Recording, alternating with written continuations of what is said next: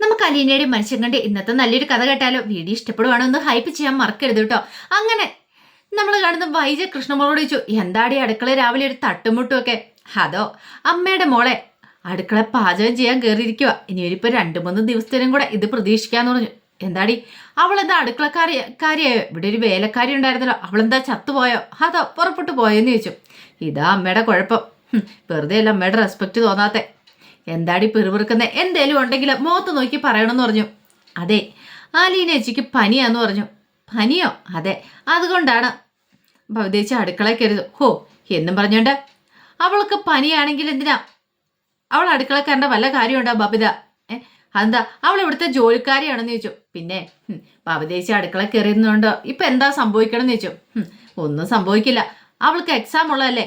ഇനിയിപ്പോൾ അവള് ഈ പറയുന്ന അലീന എന്ന് പറയുന്നവളെ പോയി ശുശ്രൂഷിച്ചിട്ട് അവൾക്ക് വല്ല പനിയും പിടിവിച്ചാൽ എന്ത് ചെയ്യുമെന്ന് ചോദിച്ചു. അവളുടെ എക്സാം എഴുത്തൊക്കെ തീരത്തില്ലേന്ന് ചോദിച്ചു. ഓ അതിന് മാത്രം ഒന്നും ഉണ്ടാകത്തൊന്നും ഇല്ല എന്ന് പറഞ്ഞു. നിന്നോട് ആരാ പറഞ്ഞു ഉണ്ടാകത്തില്ലെന്ന്? അതെ, ഈ അലീനേച്ചിക്ക് പനി വന്ന എങ്ങനെയാ?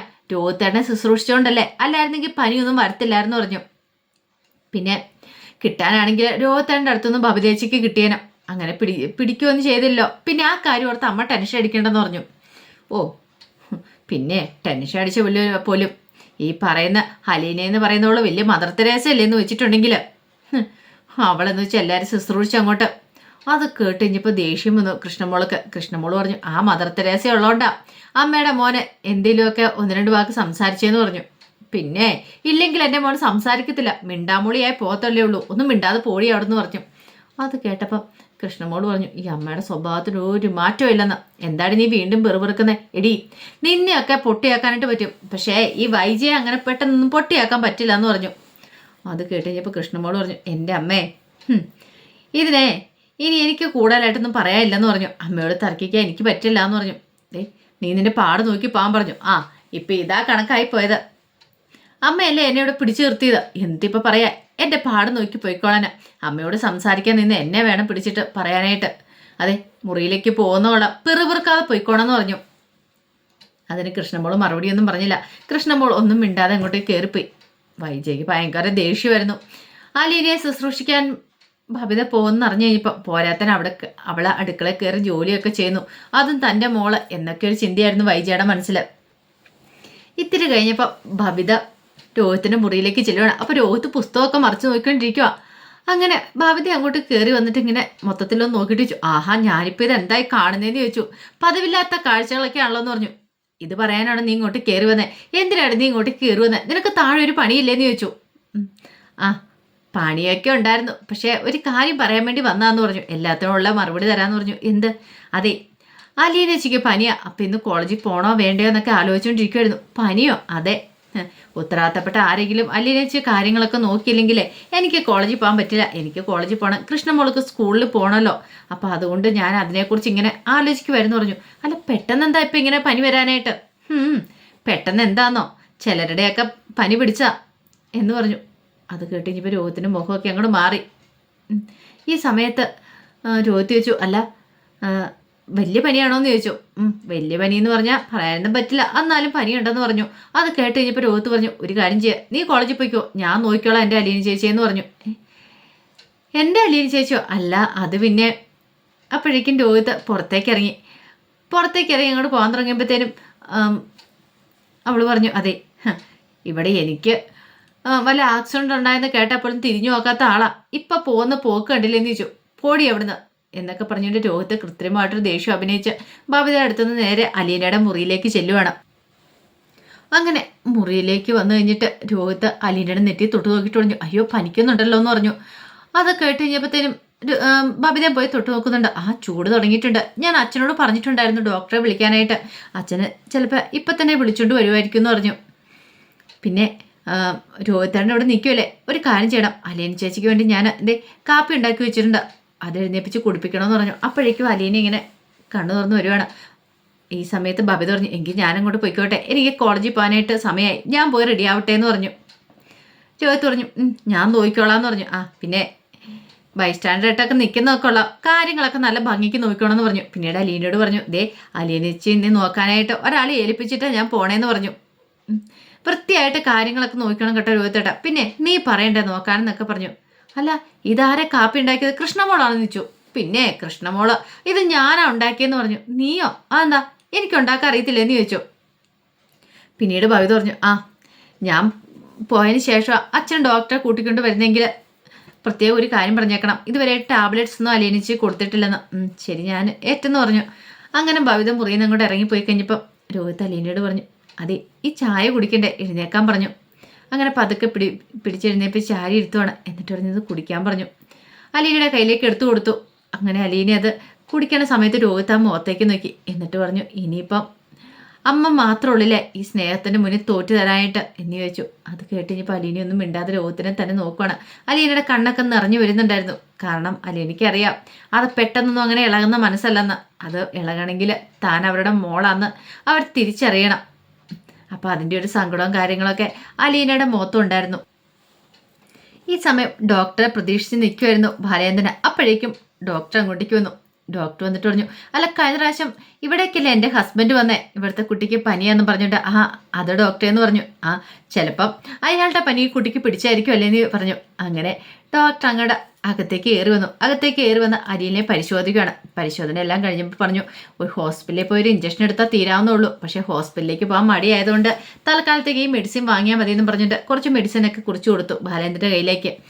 അതിനുശേഷം പറഞ്ഞ് റെസ്റ്റാണ് വേണ്ടത്, ഇവിടെ ഇത്രയും പേരുണ്ടല്ലോ, അതുകൊണ്ട് പിന്നെ ആ കാര്യത്തിലൊരു പേടി വേണ്ട, നന്നായിട്ട് റെസ്റ്റ് എടുത്താൽ മതി എന്ന് പറഞ്ഞു.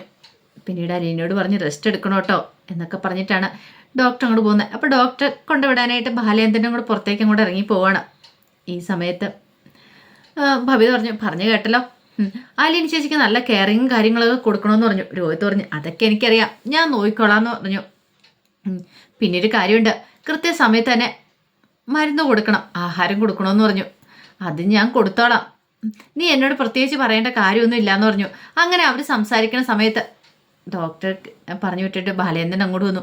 ബാലേന്ദ്രൻ വന്നിട്ട് പറഞ്ഞു, എനിക്കിവിടെ ഹാർട്ട് അറ്റാക്ക് വന്ന് കിടന്നു കഴിഞ്ഞപ്പോൾ നോക്കാൻ ആരും ഉണ്ടായിരുന്നില്ല, ഇപ്പം കണ്ടില്ലേ ഒരു കുഞ്ഞ് പനി വന്നു കഴിഞ്ഞപ്പോഴത്തേനും നോക്കാൻ എത്ര പേര് ചുറ്റും, ബൈസ്റ്റാൻഡർമാരെ തട്ടിയിട്ട് നടക്കത്തില്ലോ എന്ന് പറഞ്ഞു.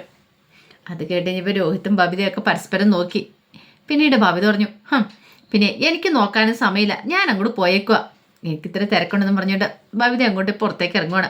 അപ്പോൾ കൃഷ്ണമോളും കൂടെ പുറത്തേക്ക് ഇറങ്ങി. ഈ സമയം കൃഷ്ണമോൾ തിരികെ വന്നിട്ട് ബാലേന്ദ്രനോട് പറഞ്ഞു, അച്ഛാ അസൂയയ്ക്കും കഷ്ണിക്കും മരുന്നില്ല കേട്ടോ എന്ന് പറഞ്ഞു. ഒന്ന് പോടി അവിടെ നിന്ന് പറഞ്ഞു. അങ്ങനെ അവരങ്ങോട്ട് പോയി കഴിഞ്ഞപ്പോൾ ബാലേന്ദ്രൻ രോഹിത്തിൻ്റെ അടുത്ത് വന്നിട്ട് പറഞ്ഞു, എടാ എനിക്ക് കടയിലേക്ക് ഒന്ന് പോകണം, ഞാൻ പോയിട്ട് വരുന്നോടം വരെ നീ മാനേജ് ചെയ്യില്ലേ എന്ന് ചോദിച്ചു. അതൊക്കെ ഞാൻ നോക്കിക്കോളാം അച്ഛാ, അച്ഛൻ പോയിക്കോളാൻ പറഞ്ഞു. അങ്ങനെ ബാലേന്ദ്രൻ അങ്ങോട്ട് പോയി. ഈ സമയത്ത് അലീന രോഹിത്തിനെ നോക്കി. പിന്നീട് അലീന അവിടെ കിടന്ന് ഉറങ്ങുവാണ്. രോഹിത്ത് അരികെ തന്നെ ഇരുന്നു, ഒരിടത്തേക്കും പോകാതെ. കാരണം രോഹിത്തിനറിയാം തനിക്ക് വയ്യായിക വന്നു കഴിഞ്ഞപ്പോൾ തന്നെ നോക്കാനായിട്ട് അലീന ഉണ്ടായിരുന്നുള്ള കാര്യം അറിയാം. അപ്പം അലീനയെ പരിചരിക്കേണ്ട കടമ തനിക്കുണ്ടെന്ന് രോഹിത്ത് മനസ്സിലാക്കി കഴിഞ്ഞിട്ടുണ്ടായിരുന്നു. ഇതേ സമയത്ത് മണിശങ്കർ എറണാകുളത്തേക്ക് പോകുമായിരുന്നു. അങ്ങനെ പോകുന്ന സമയത്താണ് ബാലേന്ദ്രൻ്റെ കോള് വരുന്നത്. അപ്പം മണിശങ്കർ വേറെ കോള് വിളിച്ചുകൊണ്ടിരിക്കുമായിരുന്നു. എടാ ഒരു അത്യാവശ്യ കോള് വരുന്നുണ്ട്, ഞാനൊന്ന് കട്ട് ചെയ്യുകയെന്ന് പറഞ്ഞുകൊണ്ട് മണിശങ്കർ കോള് കട്ട് ചെയ്തു. പിന്നീട് മനു ബാലേന്ദ്രനെ വിളിക്കുകയാണ്. എന്താ അങ്കിളെ, എന്താ വിളിച്ചതെന്ന് ചോദിച്ചു. അല്ല നീ ഇതിപ്പോൾ എവിടെയാ? ഞാനേ ജോലി സ്ഥലത്തേക്ക് പോയിക്കൊണ്ടിരിക്കുമെന്ന് പറഞ്ഞു. ഓ പോയിക്കൊണ്ടിരിക്കുവാണല്ലേ, എന്നാൽ ശരി നീ പോയിക്കോളാൻ പറഞ്ഞു. എന്താ അങ്കിളെ, എന്തെങ്കിലും കാര്യമുണ്ടോ എന്ന് ചോദിച്ചു. ഒന്നുമില്ല, ഒരു കാര്യമില്ലാതെ അങ്കിൾ എന്നെ വിളിക്കില്ലെന്ന് അറിയാലോ, എന്തോ കാര്യമായിട്ടുണ്ട്, എന്താ അങ്കിളെ കാര്യം പറ. അത് പിന്നെ ഇവിടെ ഒരാൾക്ക് ചെറിയൊരു പനി. ആർക്ക്? വൈജി ആൻറ്റിക്കൊന്ന് ചോദിച്ചു. എടാ എൻ്റെ ഭാര്യയ്ക്കും മക്കൾക്കും പനി വന്നിട്ടുണ്ട്, നിന്നെ ഞാൻ വിളിച്ച് പറയേണ്ട കാര്യമുണ്ടോ? ഞാൻ നിന്നെ വിളിച്ച് പറഞ്ഞിട്ടുണ്ടോ എന്ന് ചോദിച്ചു. പിന്നെ ആർക്കാ അങ്കിളെ? അലീനയ്ക്കാണോന്ന് ചോദിച്ചു. പിന്നെ അവൻ്റെ ഒരു സംസാരം അലീനയ്ക്കാണോന്ന്. എടാ അവൾക്ക് തന്നെയാന്ന് പറഞ്ഞു.